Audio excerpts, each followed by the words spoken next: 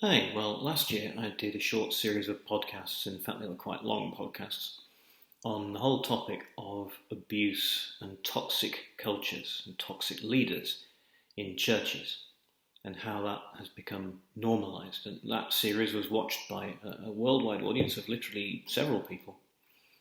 But I guess if I don't do these, then they'll be watched by literally no people at all. So um, this summer, I'm going to put together a quick series on not toxic but mediocre church cultures. Earlier on today and yesterday, I was watching a podcast by some folks from Glasgow, and they were challenging the church for its rejection of the idea of God's power. I think they were talking about, specifically miracles, and you think of miracles as people being healed of cancer or but generally being healed of things that medicine can't heal us of. But if the New Testament is to be taken seriously, there's things other than physically healing curable conditions that aren't possible but that God can do anyway.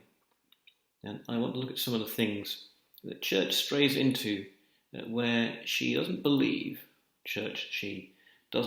God can do it, so she'll come up with her own way of doing it.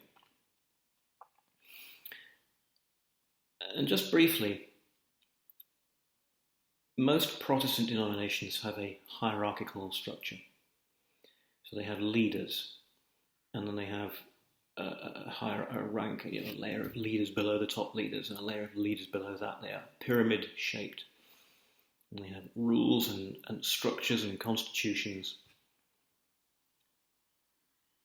And they have this idea that, well, the greatest miracle of all is, quote-unquote, salvation.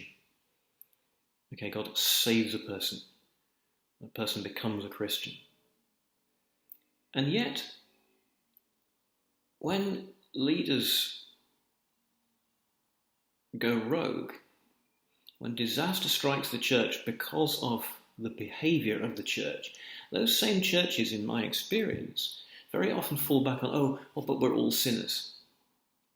So it sounds like the miracle of conversion and salvation wasn't that much of a miracle after all.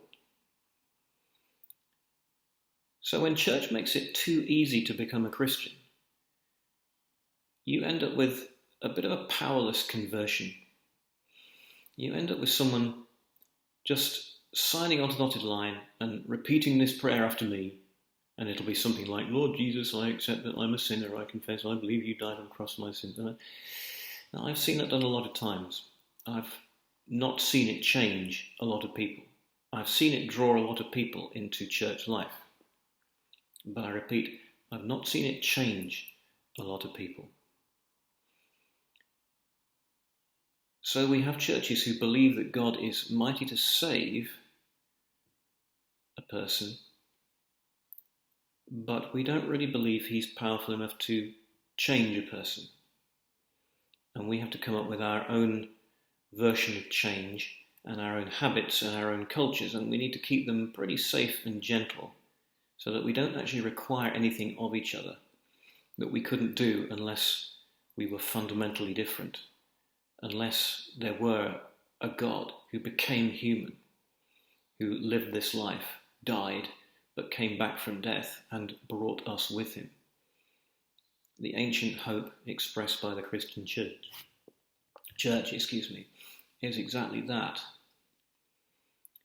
When church believes that God can, quote-unquote, save, but not change a person, then you have a weak and a flawed and an error-prone, but a mediocre church. I kind of would like to see a contentious idea take root in the church, that we actually accept that it's a narrow gate and a difficult road. The Christian life is hard, and we don't actually serve anybody by pretending that we can make it easier.